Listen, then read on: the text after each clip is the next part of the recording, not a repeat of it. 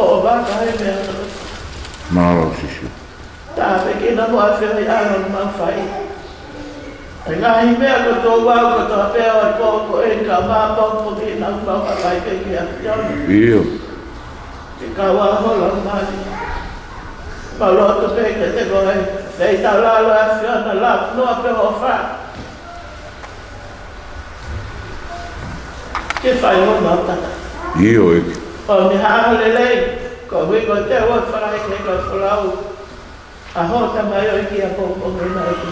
Malo eke. O toa lele mai o tua e ngai whanonga anga pa moi ngā au. Mau hana ki ki ai o tua. Au kore penge a whiona, whetau lao a whiona, linge lola lona ma whi mali e. Iyo eke. Tuku ke maunga i ki te koe, tuku mau whalala i a te koe. Iyo. E o, a aula mea. Tā peke nā ki mau tonu. A ke whai ane langi ha mau tāpāku mo mau whamunu. Iyo. Au kore kotoa nai nālo hei te taha arosi su kā ko mau whamu ui. Ka mau tama e koe e wani ke tā pua.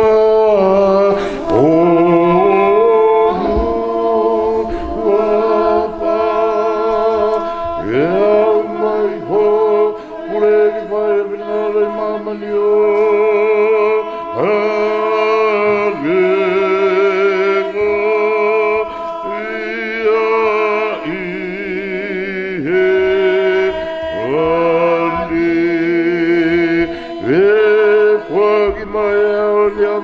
Kai pe po mure maunga ia na hala o hage kai mau po mure ki na kolo vai hala ia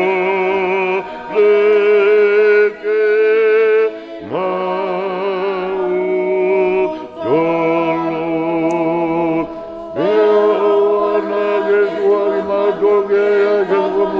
mau dolo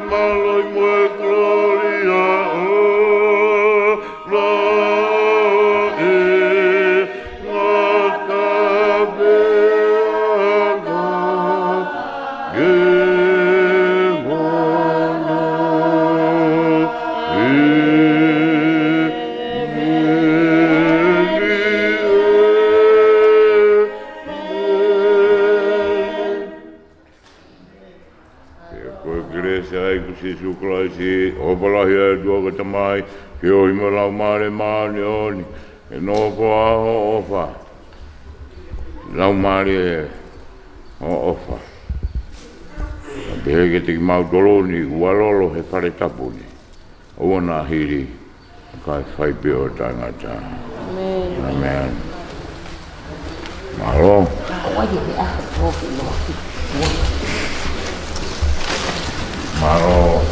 malo he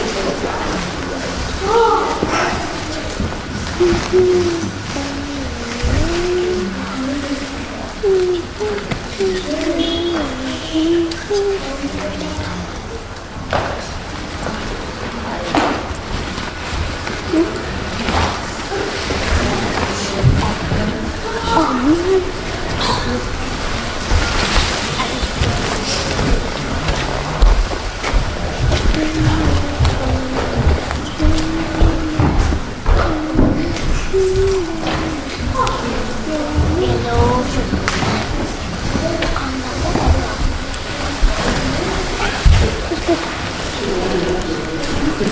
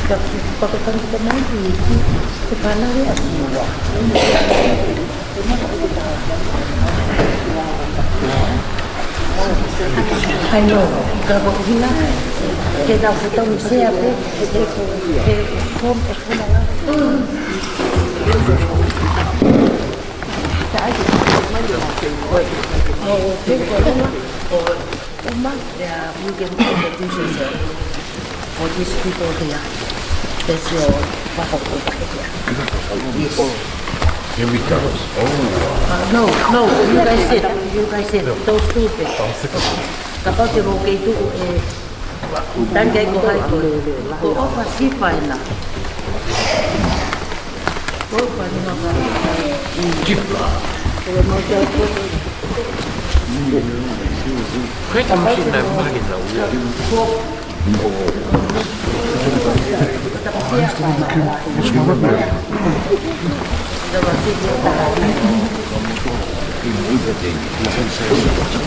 그게 정신 나쁘겠다.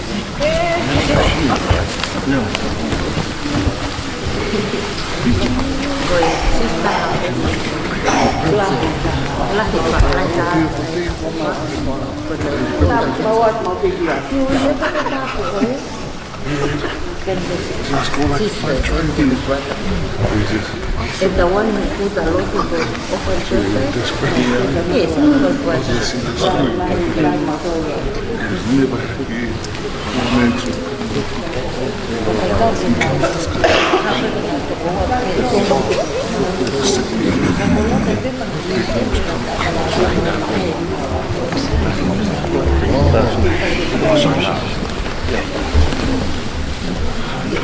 Io, Olha, escolheu lá, contener,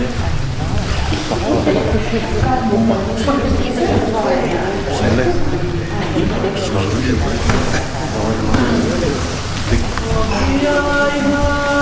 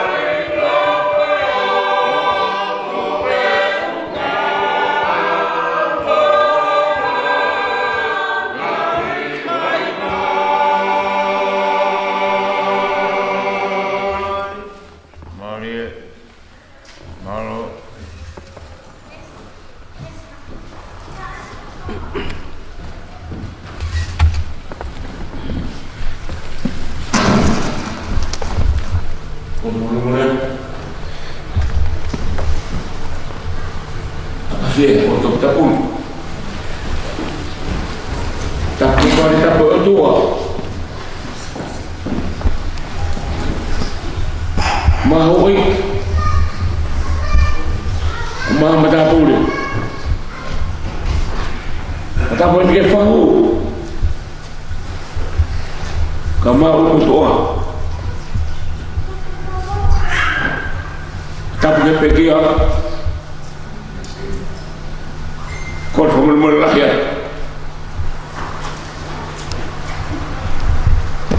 Ufo berhelot.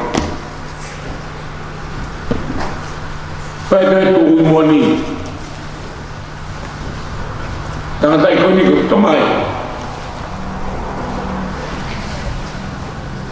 Anda oi. Itu bukan apa faham kau. Kau kita faham dengan fatunya family hawa. Kamu boleh berfaham dengan program hidup boleh apa ni? Sepeda dia bahir, daulat, tetu daulat,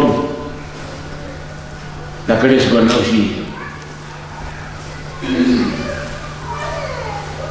Kuang, Jawa,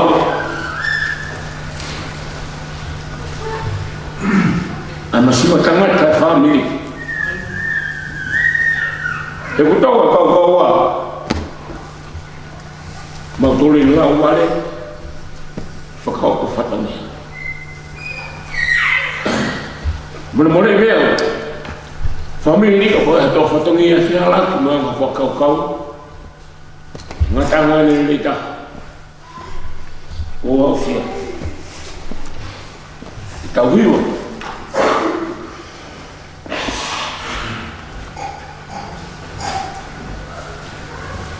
Faham Fonua fitu himi. Pemida lolo. Kau tu buang apa? Oi kai tu be. Ofa ke aku yang wilo vai. Faham Fonua fitu himi pemida lolo. Kau kemata hiwa, baru tu kita tahu tu. Kau tu buang ah. Oi kai tu be. Ofa que aku yang wilo vai.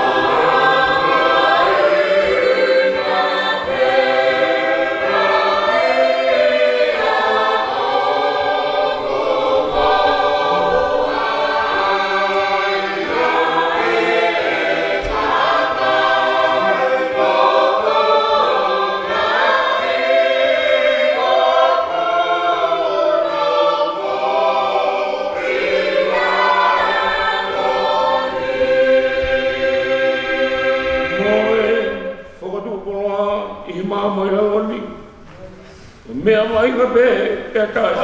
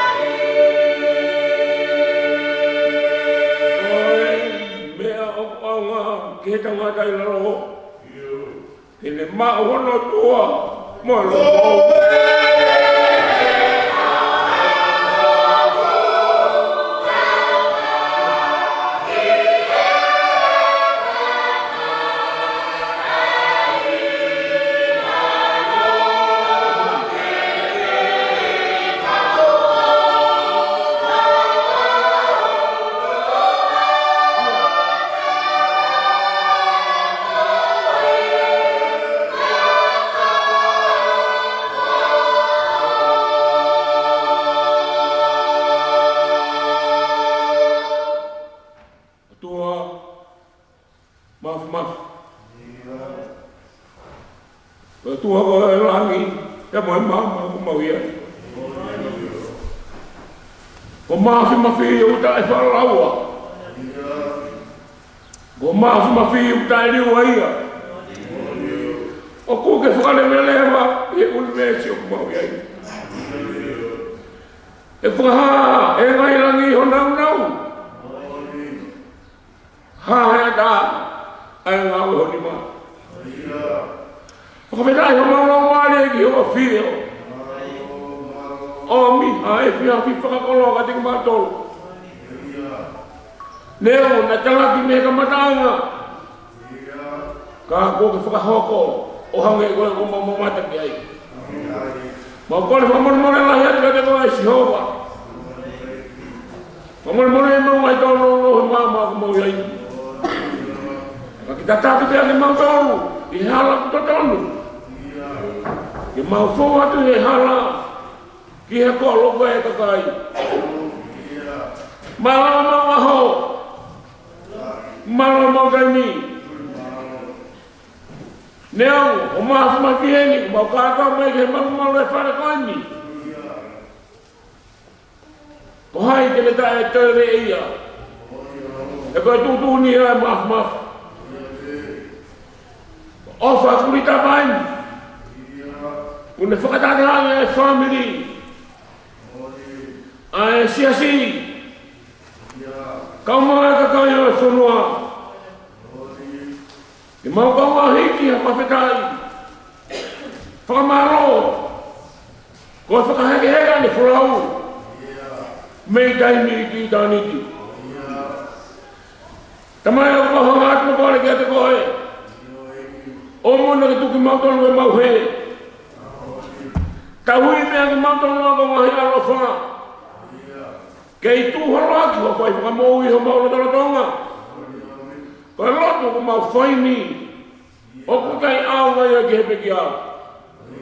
Ka koki mautonu kei mau e mānawa. Kalonga mai e sana mea e whini. Ko mea kuanga ki he tangata. Kene maua hono tua o ma loto fo'ou. Piki ai ho maua loto si homa. He te taku ke whaika te mautonu. Mau hanga te peki hoa whika tamai. O ana ke lia ki na te mautonu he mahina. Fonu e whini mo whainga ta. Lawe manu he aha tuku o takai mahina. O hai hala toi whirou. Nea mo kuala mātou kuku maafu mawhike whameri. Ki he siasi. Kai o maa e Fonua. Ko taha kuongo. Tau mea koe maa e te whawhi loki. Maa e. Mei taimi ki tani. Si hoa. A whio mai ka te mātou le hoa. Lau mani ne rei pēa hoa iki. Malu peha fare hamada bure. O wana ngalo ai fahu. Ulu motuai. Mau te kaget te ko ngai. Frau de uta. Ia ngau ai family. Toko ni pe bobo ya Fiona. Kai ngalo. Si paya. Kamata ne fufu. Mo tau tonu. Taka ke lolo nonga. Mo fi Maria ya Fiona.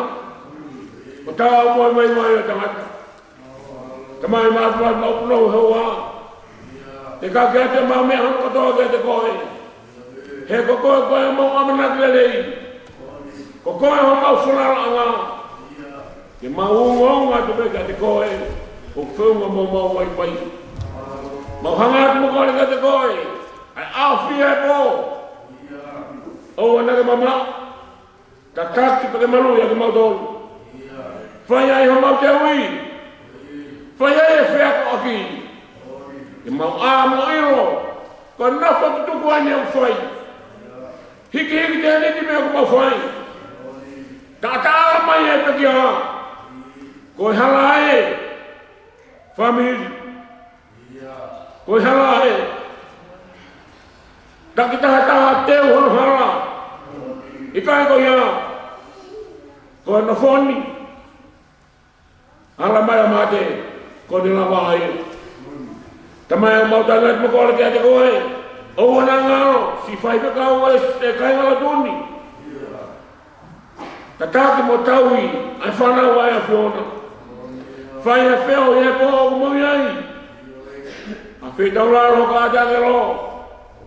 Kau mengahi me hang to. Kina to lo hi mate ma fai. Al ofa te mai. To ni mai ma ki tau ya mo to. Mau tangat mo ko ka te ko ya. Ah fai e fa ke heta sula wa ofa. O mi hala rao. O ta mo mai tangat. Mo apa pa mo moi. Ah pa mo se mo moi. Kawa mau me hang to. Ko to mo lot ko ha ke hawa. Kau ada kata lain ni anu kalau sisu klaisi, kau mau fabui.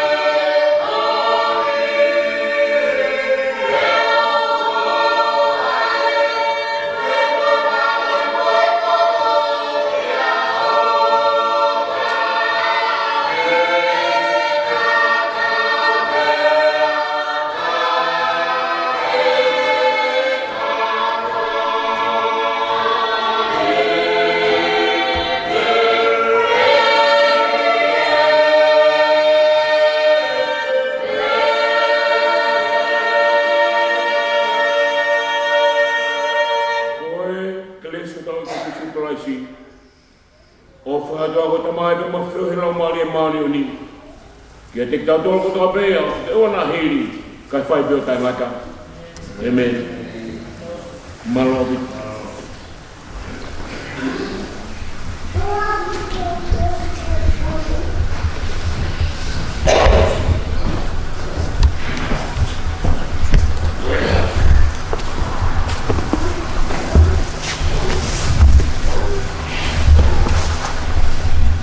Patoloa tu famili kokore ke u pamalo e te mua e tau pataku te pai e te tau. Ane pamalo ko hito me mea mai. Tau whakakato e pai lotu a famili.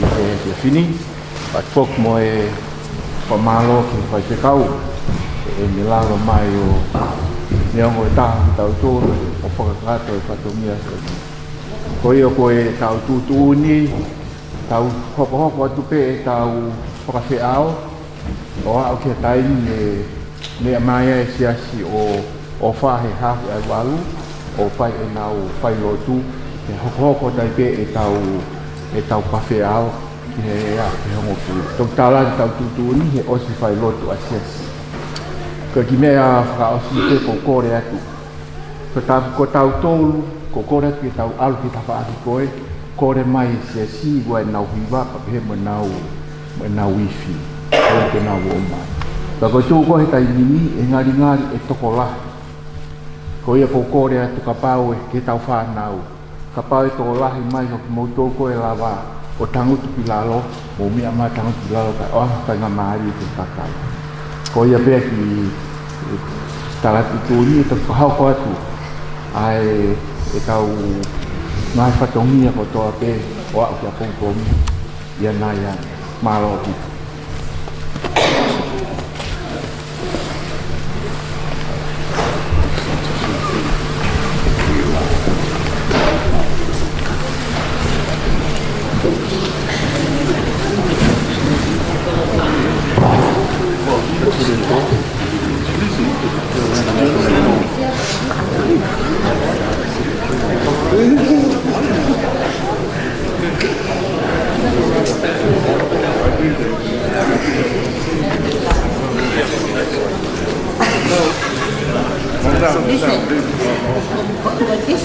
This Korea is gonna end up the bottom open the whole way.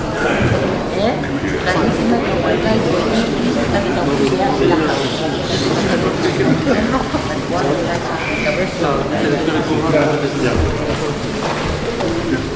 Move up the youngest one, move up,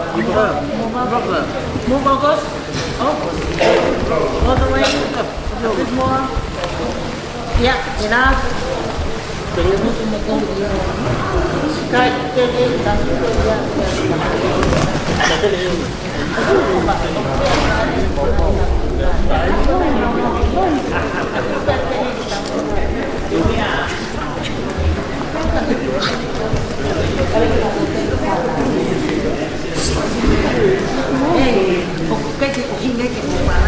These people is going to move up.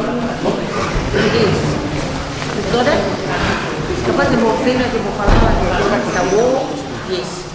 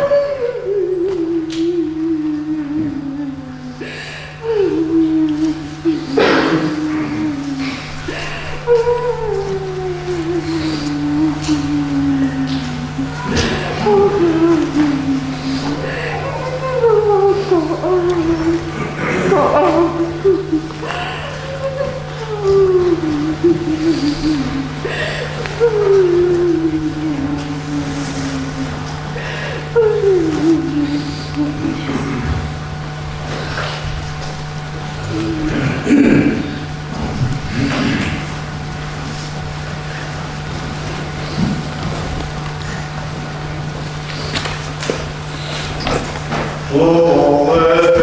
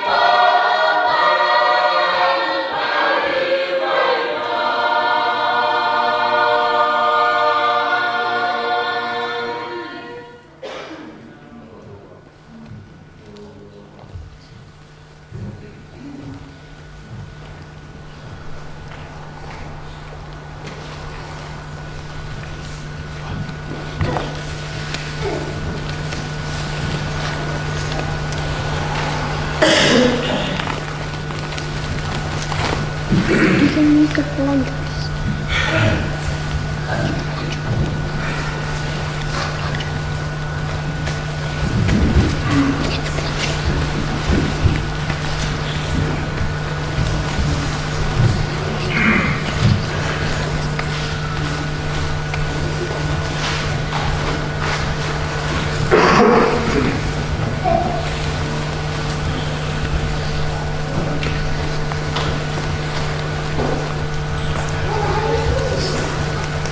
Oh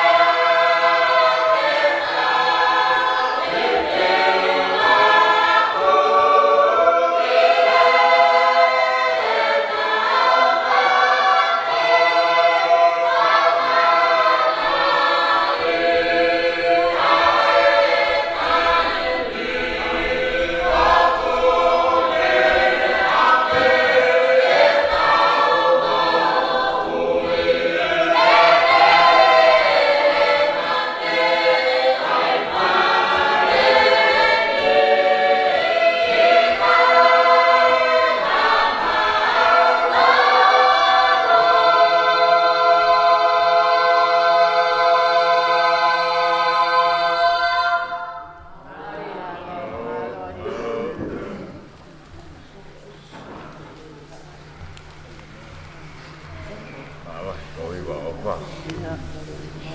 Oh. Sim,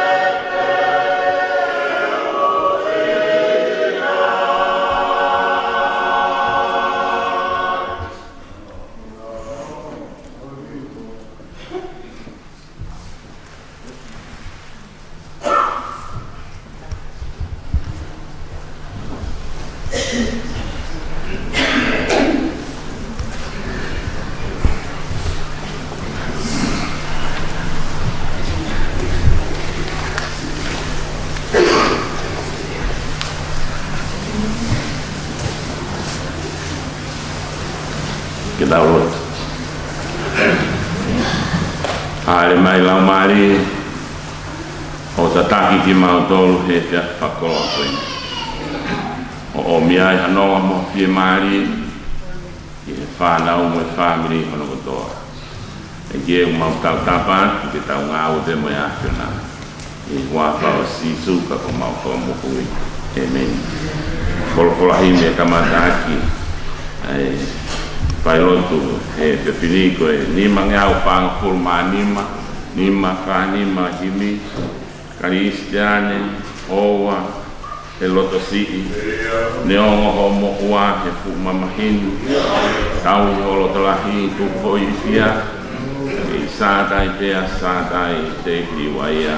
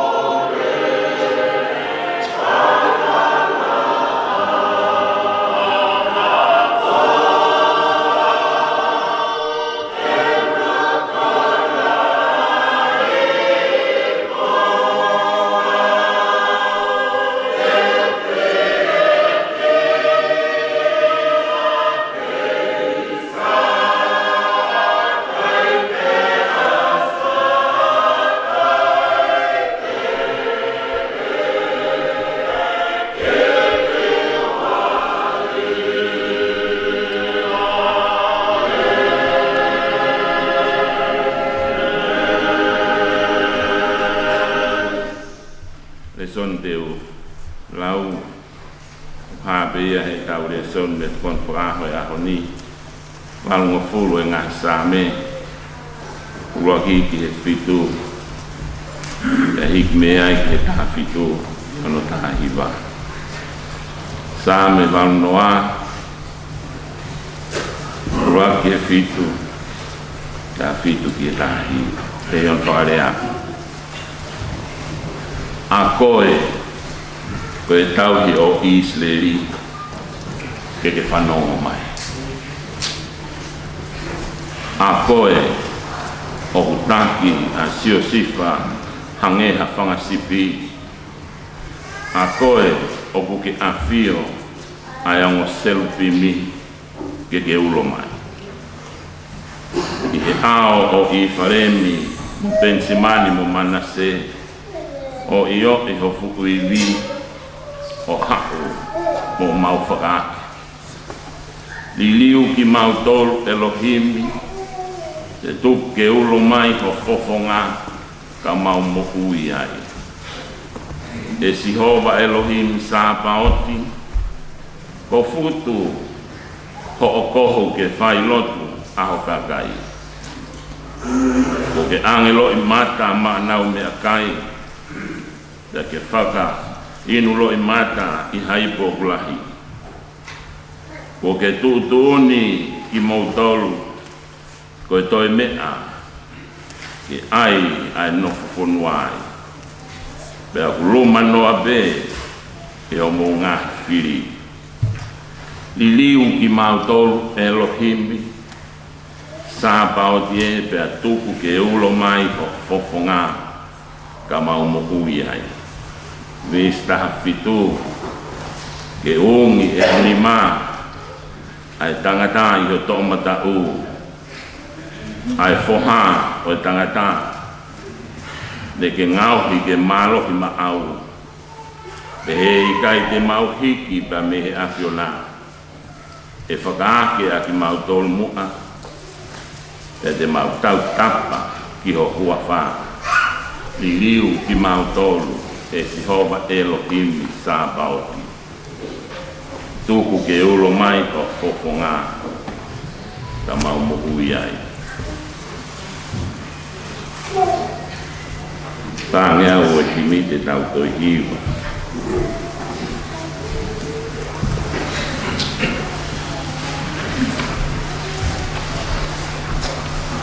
Na oa ki kiri tani o tau whakamanatua e tau hao me kovi e ofai o kua.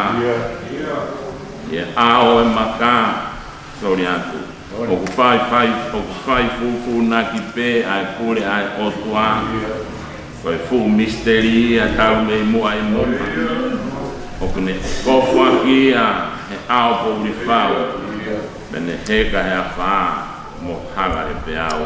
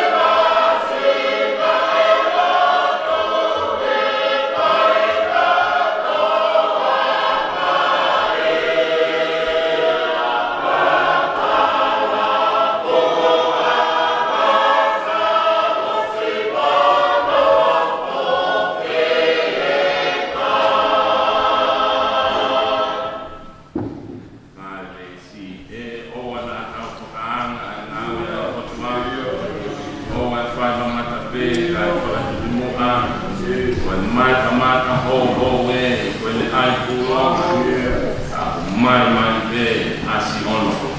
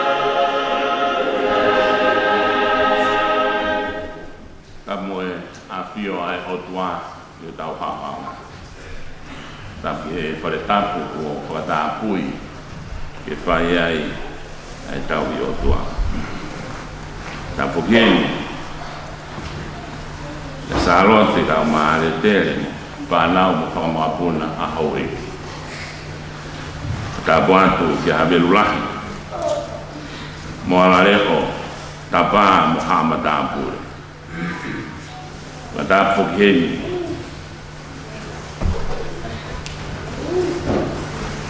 Bekia Ya Ofa Sifa Kulitapa Aina Iloa Ko Ofa He Fonua Ko Moe Onehunga Ofa Tahataha Ia Kita Utolu E Howalo Tumavahe Oe Fiafiko Tabuatu ya fai kau se tuata kau mai kau kagilo tu ada ke kau kiba abe foki torianti kau tengah dai fai kau mea da foki ni ke family hono koto yo ku panga to go Tua kafin dia kena umbi air muahe, ofalah ya, ofat gihe,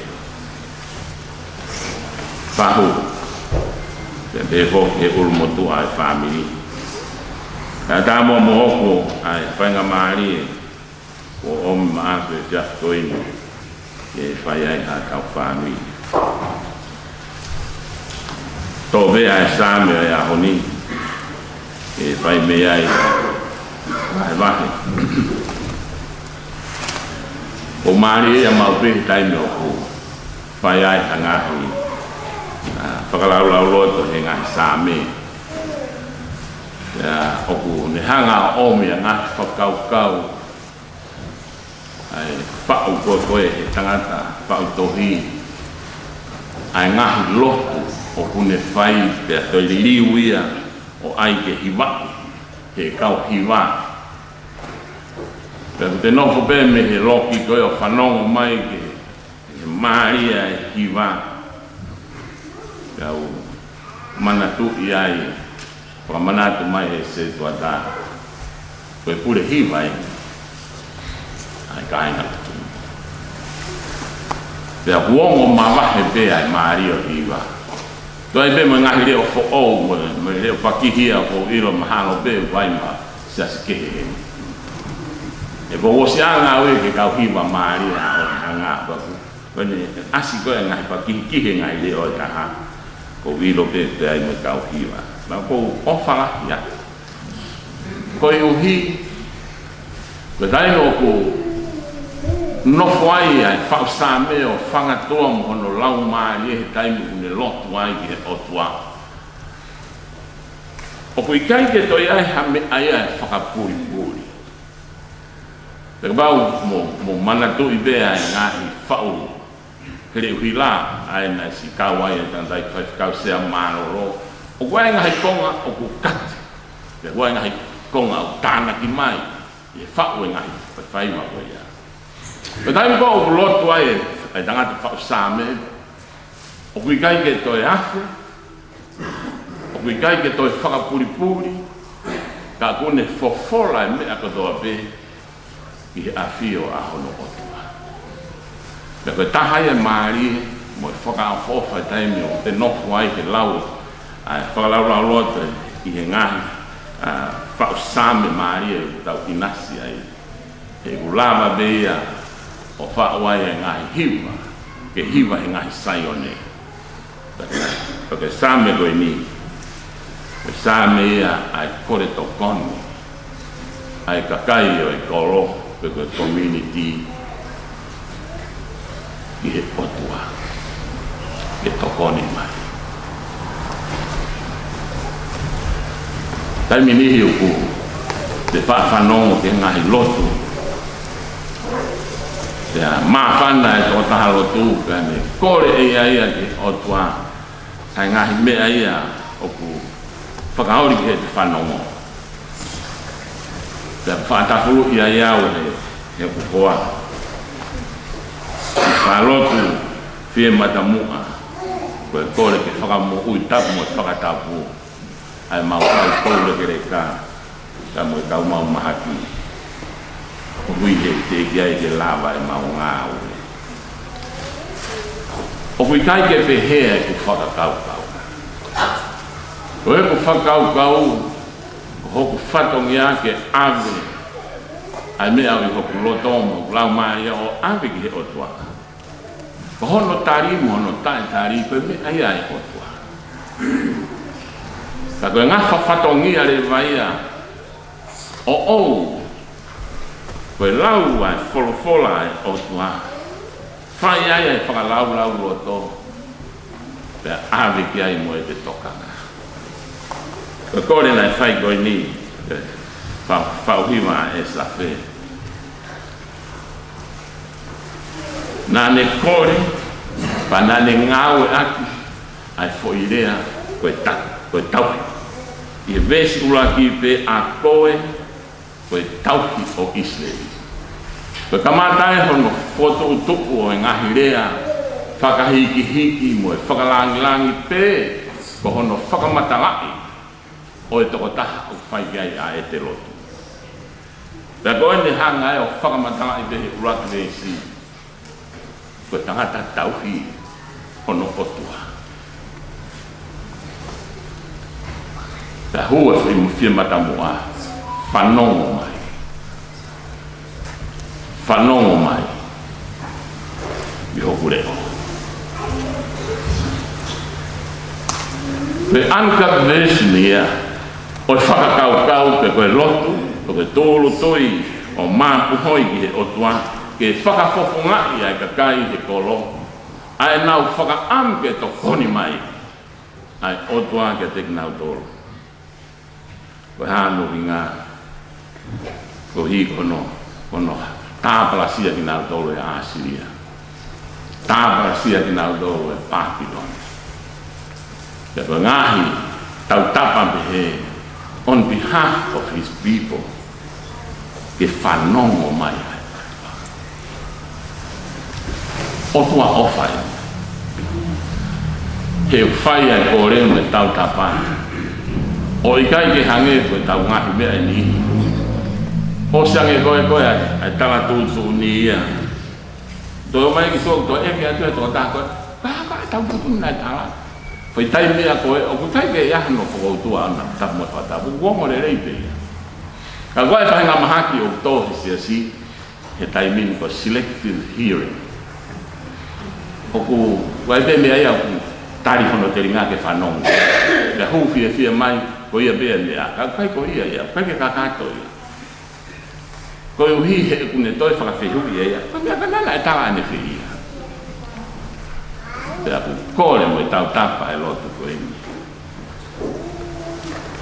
ai tauhi ko tauhi le rei ko lea pe kono whakahingo pe toka taha ko tauhi o ku mahino ia o ku ne look after ai whahinga kakai pe koe kuluku pe koe community a koe tauhi o isle koe whape ia whanongo mai mua o te ke whiri ka ke o ngona o kureo koe maari e ia hataimu o tau whai ai e mea koe lotu koe te hanga o tongia pe koe te hanga o wei ai lau maari e pe koe whanongo ai o tua ka koe kai ke tokanga mai pa ki hila mai pe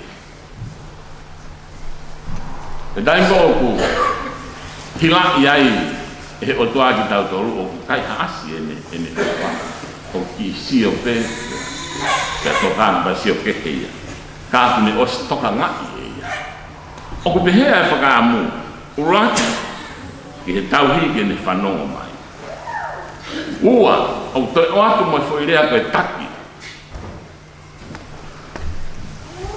ko si o sifa na e whakatau ia e hono whangatoko wa ki ispi pe alo se o sifa ka whainga tā ia koe Israeli pa mohono family mohono kāinga o tuu maari e ispite pe alo lewa a se o sifa tala ke omi hono ene tamai ka mohono whangatoko wa mohono kāinga te koe tupu ko ia o toko lahi ai palomesi nai whai ki toko tako e palahanga ai palomesi nai whai ki toko tako ai sake koe whoha pe e tako pe hoko mai ia se kope ka tuki mau ai e koe toko taha wa pe koe tupu ia ai palomesi nai whai he o tua ke hoko o toko lahi koe taha wa koe whituku e langi koe one e taha whakamahino heni ne osi ke whai mua e tokanga he koe taki nā ke ave o whakotuku a sio sifa ke tuu mono pea omi pea o mai mo e Fonua pa koe niku mato e alpo o pula whanongo mai mua e o tua i ho mau ngahi leko koe kore e na e whai pane ngāwe aki a haa i whare mi ha tensi mani maha manase tata naki ho iwi o tua mari e tata naki ho iwi pake whaka ake ake hake a si ngahi hako koe o nao whainga tāia kato ki hangarewa he ki vesi o kou manako o kulotoki ai di liu ki mauto koe lotu ia o tonu ke tau whai ke liu ho tau ngahi loto pa ngāwe aki he safe foi uraki kore pehe vestolu li liu ki mautolu Elohim pe tuku ke ulo mai ho fofo ngā ka mau mou to ngāwe pehe vespitu ka tānaki mai ai whawhai o tua li liu ki mautolu Elohim sa bauti vai ke vesta hiva li liu ki mautou e sihoa Elohim sapa ko ngahi huafa maon huafa mafai huafa whakatupu uni mea kotokotoa ko ia ne whakahingoa ia e same mo hima maria o e koini ke whai kia ia e kore ko haa mena e kore ko mena e kore ke whakaulo mai o hofonga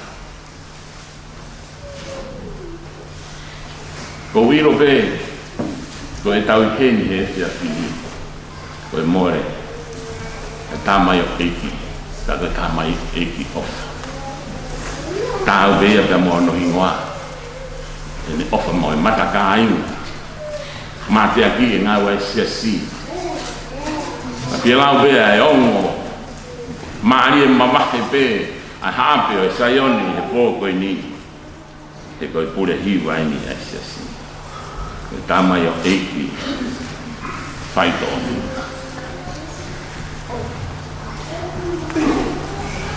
e tau tuka a New Zealand o kune ongo e more hao ka te he foki watu o whahi ko hi ko e tamai o eiki ko i ko e whai mea e whamiri o si tau kuai ko e whai mea e kā inga ko ia kune tataki o ku i kai ke ngā ka kune fot te ko ofa te Fonua o more ko e kore na e whai ke whakamama hangai whafonga mai ko taim ko o sio ke hea i o tua me te tau tōru o ku te ongo i pe uraki o ko siloro tonga momoko pe anu silani he koni ko e samaini e hoko i a pompong o ku tau ke kofu maafana pe ka mo whai e puro au tapu mo whakatapu ko e ohi ko whiriuri waki ai hea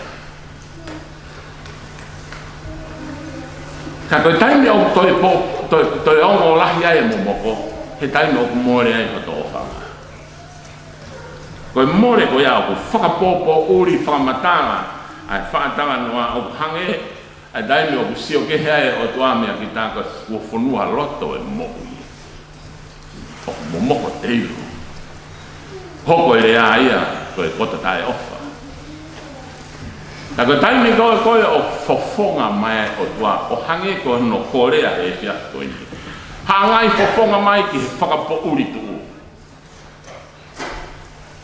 hangai fofonga mai pe tuku ke ulo mai ko fofonga ka mau mo uri o ulo fofonga e o tua hange hala au ne omi e mawhana o ku fia ai musieta mo natula ki na hanga o ave mo to'o a ili o hao mei ai ko e whakaamu ia na e whai he tāmai o ekoen o ku toa e po uri family ni liu ki mautol Elohim ka tuke ulo mai o fofonga ka mau mo uri ai simple ko lotu ko kanoloto e kore e aha koe ni ke whai o tō miri. Aska pa whai lewa whehu i. E o toa. Ha mea o kai te ke tāri ai e maulo. E o toa. Koe kei whai ho mamahi mai ka teki mautolu ke au kia whia. O ku e kea e sawhi hene whau hene lotu koe ni. Maha o tuai ai e tari mai. O e whakawhetai anga o e lotu. O e kore. Dea tala ki he otua. Ko e mau mea kai. Ko e loi mata. Ko e mau inu. Ko e loi mata he fuipu whauanga.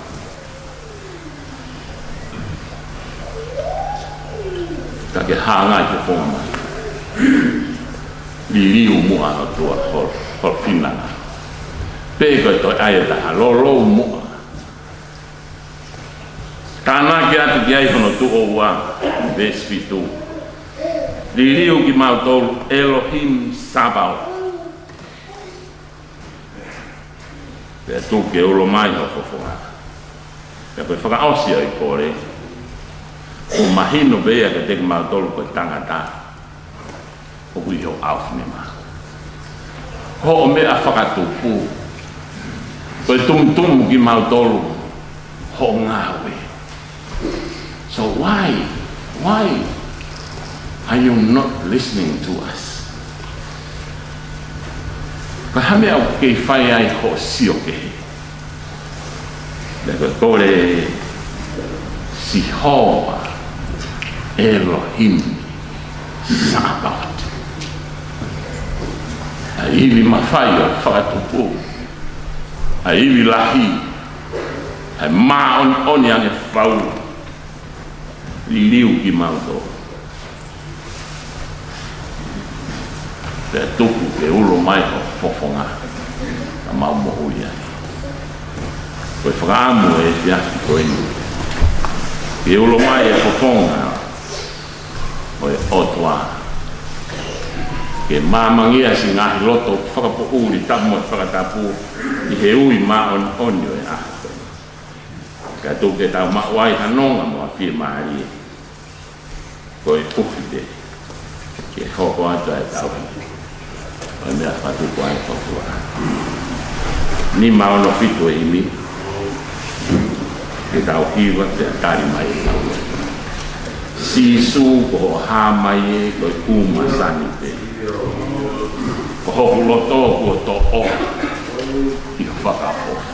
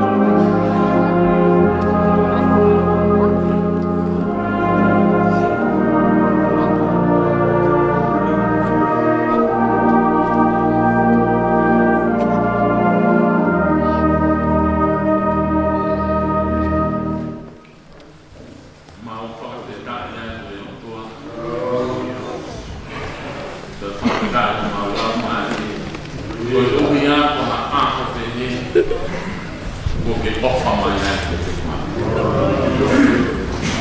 O ke I tonu pe a hawa be o apio. O ke ma olunga be pe a malo. Pe a ma oni ange fa. Kokoe o ke lahi fe unga a anoa be. Moi maunga I whanki ki mea.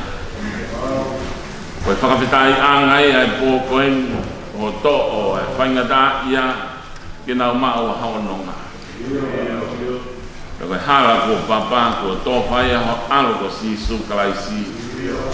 Nane ofa mai kia te ki mau tolu. Ho ofa mai kia te ki mau tolu. Pea ke omi ai ho alo ke ne whai ho mau whakamokui. Koe tau tāpa e kore ai sāme. O mau sio mata te tali loto ai afiona. Whawhetai ai, mau lau maari e he whia whakoloa koeni. Kau ngahi ki ato mau ngahi le oa e whawhetai mo e whakamaro. Kau mau whoa ki ato e toa si toenga e whamiri mo e kai ngā mo kotoa. Ai whahuru kau maafo ke uru motua. Ka mo ngahi whatongia whakatonga peo maa tolu ki he pekia. Whakakakato mua e o toa hofu. Tokonia. Tāpua ki mai mo whakamonu ia. Ko hi koe toenga ngahi ngā whatongia ki he whakaheke he kā. Mo e whakamāwai. Eki, mau whoa ki at peki mau tolu. Whakatahaia pra mo sino. Mo e lau maari e o whaa ki at e ko. Ke hanga moa. Tāpua ki mai mo whakamonu. Kai tuku mua hanonga. Mo hawhie maari e. Ke au sia ia he toenga e whamiri. E whakakato aki hona mai ngā whawhatongia. O puongo ai more o tua. Ka ke ngata behe neongo ki he whamiri, ka uongo ia ki he sesi. Pea uongo mamahe ai taha ape I ho sai o ne he pōkoenu. Ko e uhi ko ho tāmai o e ki. Nai nofo beia o teu ano lau maari e tiwa. He koe mea ia tene whai I hopure aka. Ka mau whawhetai pa mau whakamahalo ai. Ka mau hanga atu. Ko ki mau tō rueni. Ka maasi whai whikau teo e whatongia ka pongpongena. Kangata e kse tua tāmu, ka inga lo tūmu e sia si. E ke to whamai hata apu aki. Mea whai moa hata taki ki nau tō. O hange koe whakaamu a koe ai tauku. A koe ai taki. A koe o kua au ai mea koe toase. O ngona mua o maure o he loto mau whai he pōkoe. Whanonga mai a e whamiri. O wei ki kau maa ai toenga. Koe kau ngā whai whatongi a. Mau tuku ate o tua ki ho awhini mamanu mo hao. Tataki a e toenga ngā au he pōkoe ni kau si whai kau. Whakateu whakaosi o e whamiri o e pō. Koe tuhi pēo e tua, koe mau ngā ue o taki mua pēa e akua. Pai aho mau tataki, mau whakanonga mo whakawhia maari e. Mau kore ake a ngahi uni me anike, waka pēo sisu, kako mau whakamokui. Nei.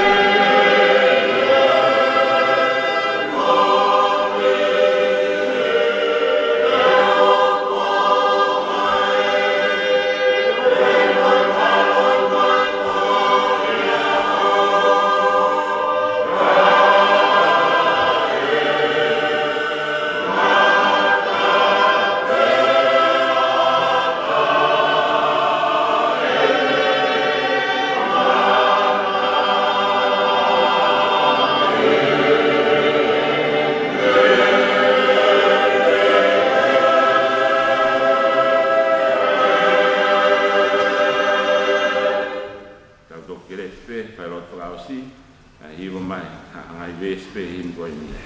Ni mano ni ma si su na polo mo o ko lau marien. Si o ke tai ho e me ngoto hen. Ko ke si su o fufu lo tonga ya fa. Ma ka langa o pa ki o patapata.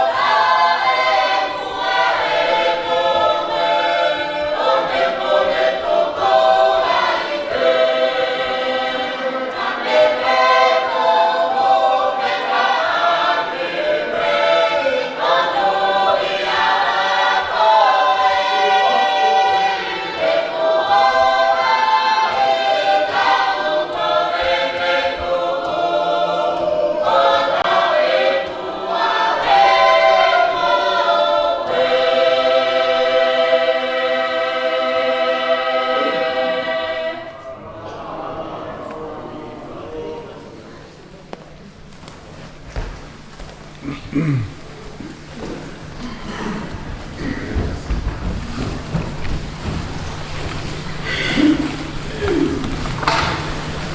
pe moe a fio e o tua ka ulo tolo tonga. Ka ko kore ke u ka malmalu at pe mua I he tala whakatapu ko whai he whai whekau. Ka tā mo tua ko maulala ko ini ne whakahako atu ha whamalo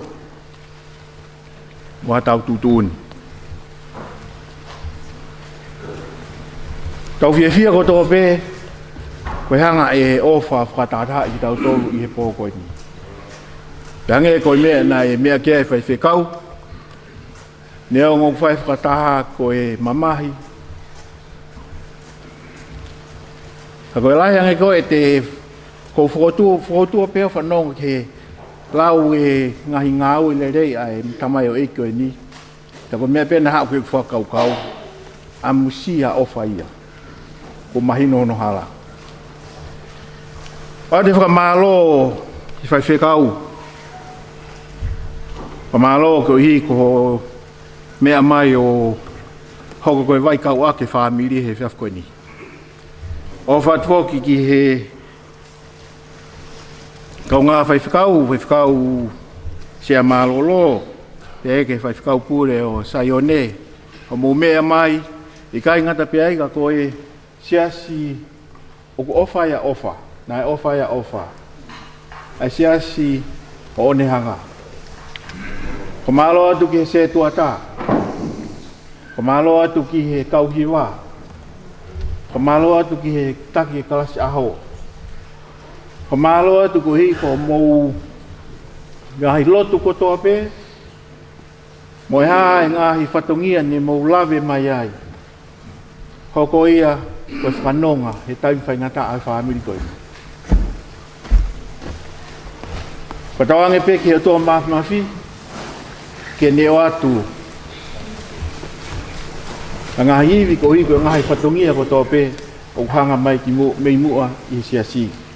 Ko atua kai whamalo he ni ki mautolo ko tō pe ko mea mai he whiaf koe ni.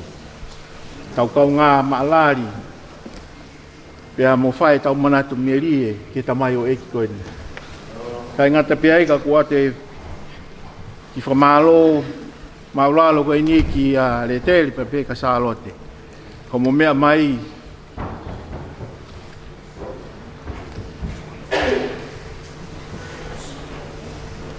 whakamawhana ke whamiri.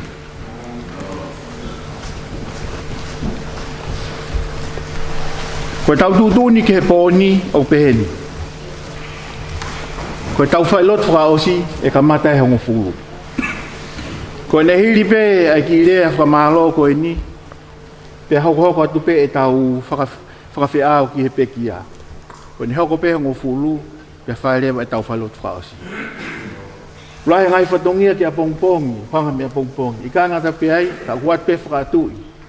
Ko tō lai ki motoru mō ngā ue. A pongpong. Ko hongo fulu pe, ko kore atu. Whaerewa tau whaelot whakaosi, pe tau toki wakai mea ki e pongpong, tok talato tau whatongia ka pongpong. Koe pe ki rea whamalo, whafofonga ia tu ai whanau, whafofonga te whamiri, whafonga ai whamopuna. Loto hounga pita mo mea mai, o whai ai whailotu, Pai e maalari ngāu e tamai o ike ni. Koe e piki rea whalo.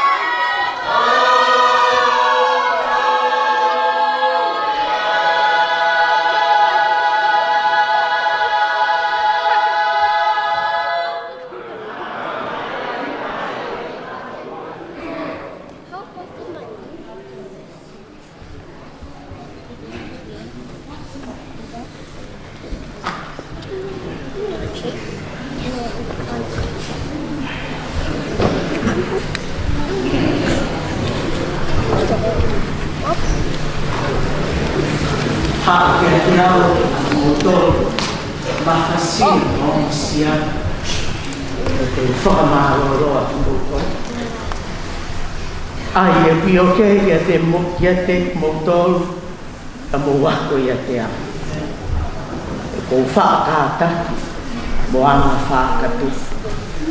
Ko i oke o molu, ia ku kawe ngā o mama.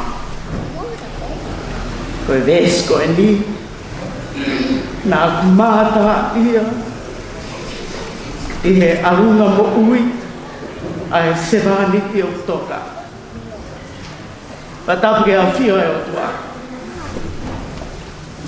Patapu, wa waka eiki o e saion, whapia maa ni, te tau whetloa ki ai, mo mea he ni salo, e maare te.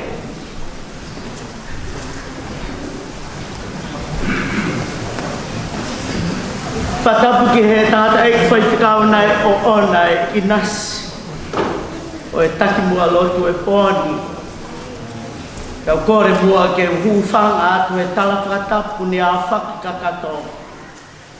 Pea whakatapu atu ki a te koe, ofa Kulitapa, mo hi ngoa nā maheni ki ai, i he saione koe. Se uke e ngalo nei a whē, e wāwhe mā hiwa. A ho o tu o kau he kau lea. O e tangata pa moe whiwhi, e toko hima. Au whanonga mai ke wana mana iki ange, e ho le o me i he holo. O kou salute anki a te koe. E tangata na e tauhi, waha angata e whāmi. Ki he kuwha e, mo e kāinga whakahapai. Kai sola ke kāinga lotu whakawhianga i maonen. Tangata, tangata. Ka lea aku tangata.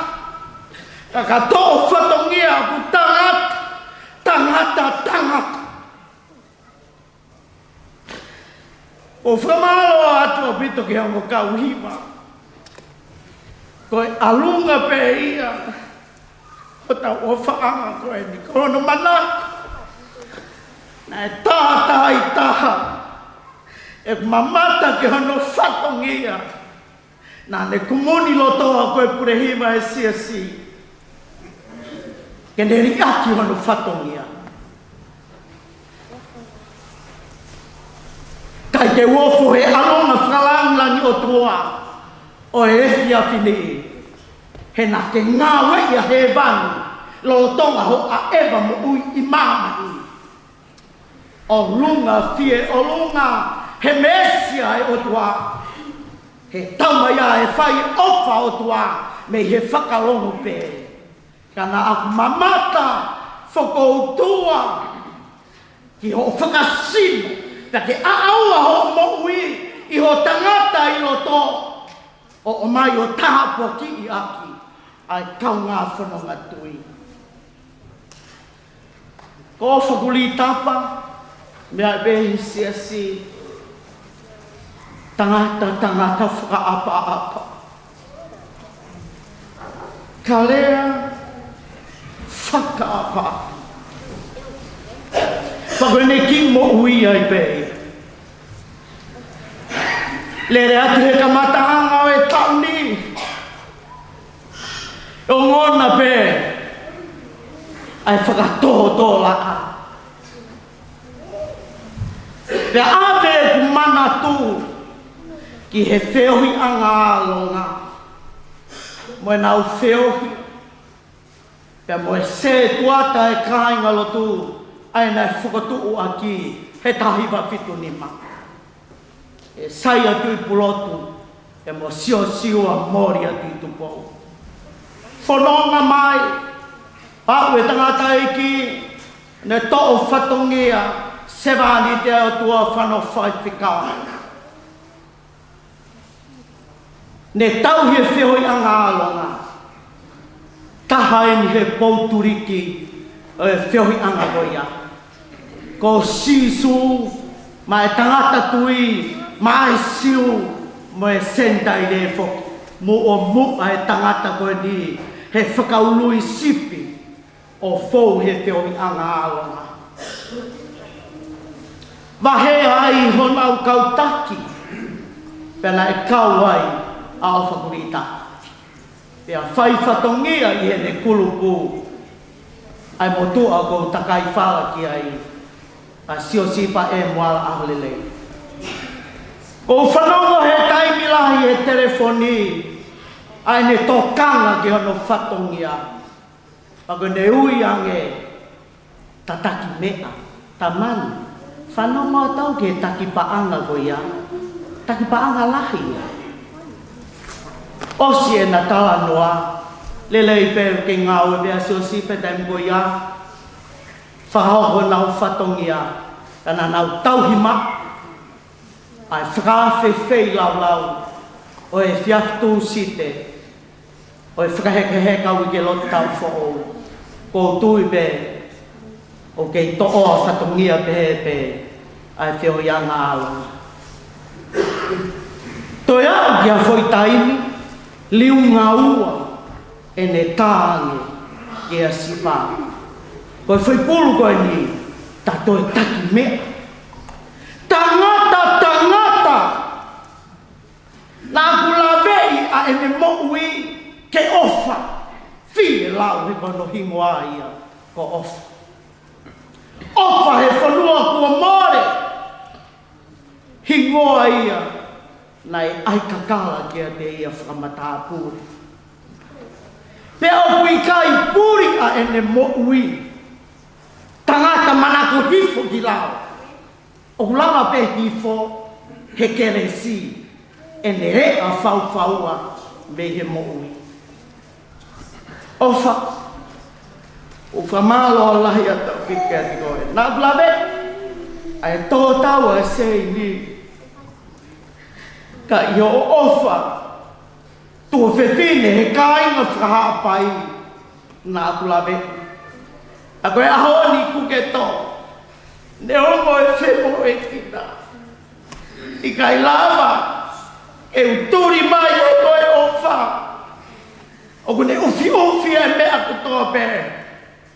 Pea ko whalala fuki ho whanonga na e whai. Ka iai alelei o kuke pouaki ki ai. Pana ke mana ko whakamau hifo. Ngau e whakahongolongo. He nā ke toka ngā i pē. Mo ke ilo i lele i pē. Ko lotu i e whai ke o tua o a whio he ilo.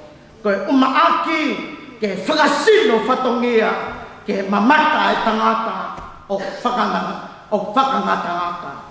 Kāna ke ilo i lelei, ai anga e whanonga tui, whai pē, mātea ki tōnunga pē. A o whai whatongia ke o siohoa o whaanga. Seuke, ko hai e toi alea mo ia, nā ke tāripa mo e whakawheta. Kana mau mamata to tonu ki ho ofa ua i whi. Whai pē, o wau ki he ngatanga. Koe ahoni, nā ke whanonga, ulu te fua pē, o ke whaki ki ho otua. Kana i kai te ke toa ngai, ho o tāpua ki i. Ai toko lahi, pe au kauai. Koe ahoni, ko ulere mai, tau ene hongo fulu maa wha, me wafe mahima. A ho poupou ke alunga, ngau e whakawhai te kau. Pei hea honi, kou whoki mai, ke turi mai ke whakamalo ki a te koe. Laka atu laka loto toa, maku ho pare kalauni. Ne ongo kua tō tau, a siua, whawhitai heni a paea. Tariaki, ai whamiri, si, pia mo e kāinga. O whakoutua peo whamalo at peo mo kauhiwa. Mā whanarahi au pito.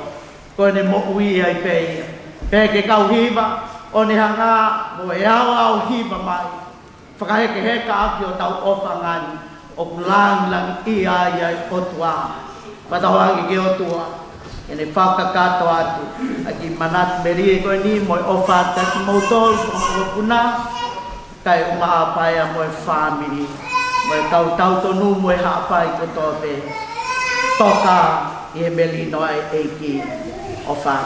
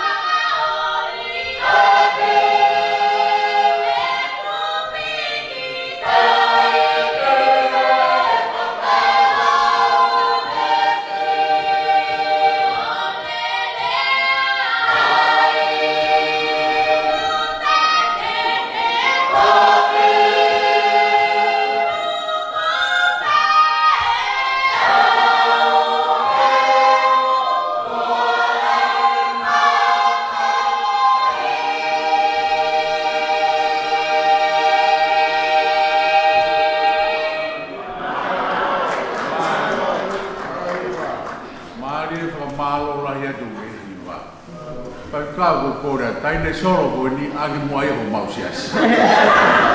Ka pau o te ke mau hoa o ma ve mo hoa ia. Ma ia o ko ia ke higa ko me mo ma wa ko na a mo toru. A wa ke ko ke tausias ka to isaio. Ma ro ni ma ro kala ngai. Se a fa ta ko ke ko ngai. Mana ne ri o ku Fua mawhana a e whiwhini, te ungaia ka moe tangata. Te ulau atu e sāme koe ni. Ai e koe sāme ia o e aho ni, na e kamata e whaiwhikau mo urak whailoto e aho ni, e tau wharenga mesi. Te kahiria, e sāme koe ia, pe te u spelat mo e tau himi, ke whaiake tau whailoto kao se po ni, te kahiria lava mai pe te kau sea mālolo, o whai atu e ki Bobo, na ulotu, whaosia o e whiuanga o e pōni. Koe sāme koe ni, te ulau atu, a ngahi vesi koe ni, a sāme balu noa, te a kukau ai, te a moe vesi o kātu ai, a e whakapunaki, a punake ki he whaingata ia, mo mamahi, mo e pua whatokia, te koe metafor, i ngā ua ke rea whakapārangi, ko lo mati. Ai o bea an whare a. A koe tauki o Israeli, ke whanonga mai. A koe o kuke tak, a siosifa, hange, a whangasipi. Tuke usio le legi ke mama.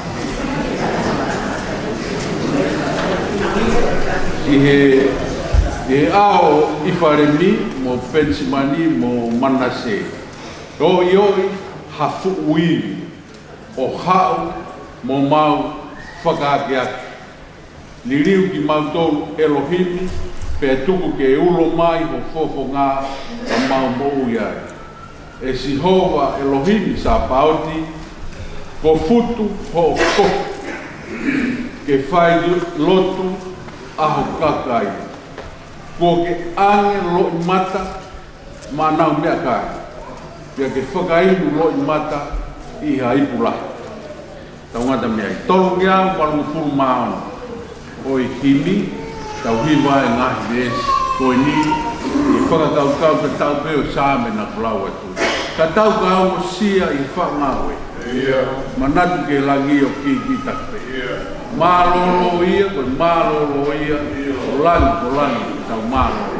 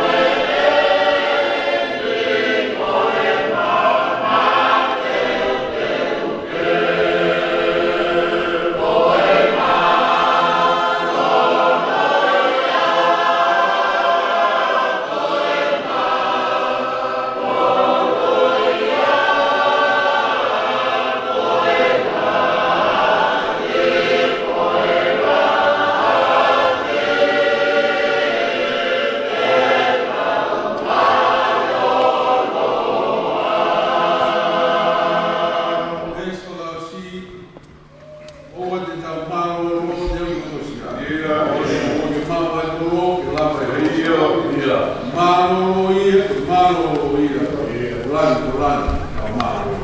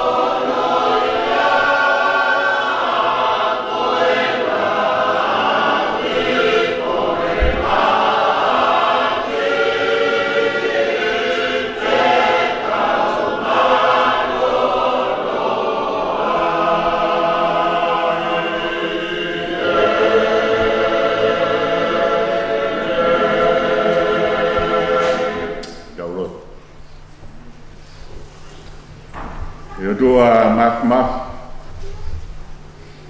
na ke fuak mai o alo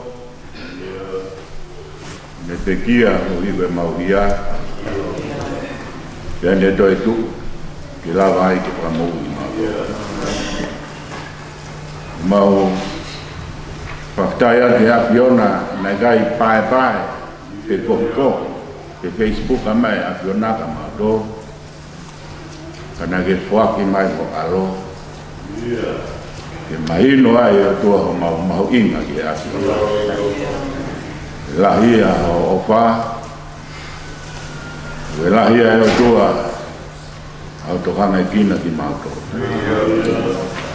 mau fatai ke avion mone puna te mone fa ke afo o more e o tua Whai e mau kumi ke he ngahi vai iloa, me ngahi vai tāla. E ngahi matawhanga e o tua. Pea pehe, ki he ngahi tauwhatunga motua. O mau ngahi tāla e o tua. Mau whawheta. Tok whainahino ki mau tōru, he o ngō kauhiwa eike o e whiaf koeni. Ko ia fuena o kumole o wihe fata ia o e afiona. E mau whakita ia te o tua. Ko higo o mkeres, ko higo o mpot, ko higo o mam, e mo o mino. Takai be mau manatu, ka mau whakau e o tua. Me fuaki mai e afiona o alo, e hoko ne pekia, ko mautolo na e lau mau ofai na mau matu. Mautolo na mau lau ko mau ofi ki ai, na mau hola o mama. Ko haki kau whawhine pe, kia moha ko ngai ta e o tua, na e nofo hatu ai. Ka magai ke mau koloa, he fiaf koene o tua, ai koloa ofa Kulitapa. Loto api eni o tua ko whakawhiangai maa ono ni. E nai kai, ko he tafunga ria kina i he tua koloa. Ka hui he loto whare ko e afiona. Vieni e o toa a le tere da ma salot da mo hoi. O vieni a fahu e o toa. Nai kai ke ia he ka kai pe he i e pekia ho alo. Ta nai hape o sayone e o toa. Koloa mo ngei aia uhanga e afiona whakoloa ko tamayo eiki ke mahino ho ofa e a te mautolu o gaiti ke toa ton be ki ho alo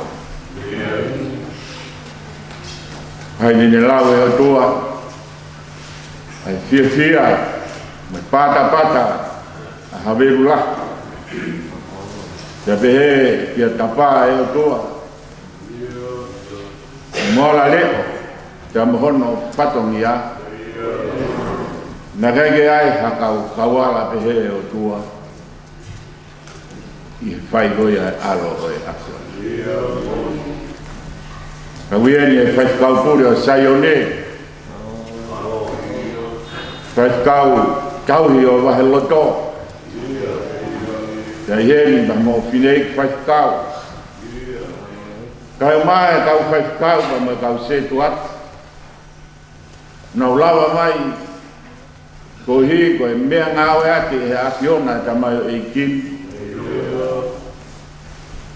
I he same, i he hiwa, i he ngahi him. Ke mahino ko e mea ia na e mui ati e he tamai o eikin e o tua. Monu, ka wa monu e o tua. Mata mea tō whewa a tene fufu ka maa pai. Tangata iki e o tua o kai loa. Kai kau he kau lai moa. Hoko e whia koen. Toki hanga he awhiona. Toka ātu ho maunga i poko i mata e o tua. Na mea ngau ake he awhiona. Ai tamai o ikini. O kai ke tau hi pe he ngai hiwa o Sayone. Kaka ilonga ha apsia, moha apisia e o tua. Na ia e tamata i gini, tamu e kau hiwa ai apiona. Ke whai e ngahi whakalelu, ke whai e ngahi whakanonga. Ke whai e o tua, ai tala e lang tamu e ngeia e apiona. Lawai ho whakamanatu mo e whakahino ki mautolo o hange koe sane. O whai ho mau whakoloa i he pia koe ni. Liliu ki mautolo, Elohimi sa paut. Pia ke ulo mai ho fofo ngā i mau mo uia. Iyo te kege mau wau ai, au si hai Fonua. Ka ku mau mata e o tua. Lau goia e sane. Koe iliu whaia e apiona. Te koe mau mo ui o mak mo ia. E ulo mai ai fofonga koe apiona. O behe mau whaftai o tua. Aho ahia. I loto whare masiva. O ofa Kulitapa. Ai holoi tonga. Ai ngahi mahi ni. Ngahi kau ngā mea. Pea behe o tua i he siasi. Se tuata lahi. Dokon se tuata e o tua pa mai siasi. Mau whawhitai atu e tauhi nā nau whai. Mau lotu o whawhitai atu hi koe ho ata ai a whiona. I he mo ui e tamai o eikoe ni. Te tunga he ne whai whatongi a. Te lawai ke mau mamata i he awhiona. Koe o tua ai awhiona, koe o tua ulahi, koe o tua mathmati, koe o tua maanion, koe o tua ofa. Fonu he mesi, pia mo e keresi. Nau mau whaftai a koe. Marot mo tautapa ke awhiona e o tua. Koe koe whaikau, a manake ne whakakato e whatongia o e apongpongin. Pea manau kau ngā, kauala, whakataha. Pea mo e siasi, maasi kau whaikau. Pea mo nau tola e kau hiu. O mau hapai kotoa, ngai whatongia ko ia te apiona. Pea pehe koke o tua. I he tō taha, o uhi ngai mau waloro. I pangai o e roto e apiona i e pia koe ni. E hapau mātu, o mau tautata ke apiona, whakafok lelei mo hao ki mau tō. Mau foki ta mo e ngahi hiwa maarie. Ua ngona ta mo e ngahi, kou ka mai ngahi tokona. Hulu ho mau halada, whakamanat. Wange koe vesi, koe same, koe koe. Ke liliu Elohim sabauti e mau mo ui. Pea ke ulo mai ho poponga ke mau mo uia. Marot mo kore ne atua, wapa alo ko sisu Christ ko mau kwa mo ui. Amen.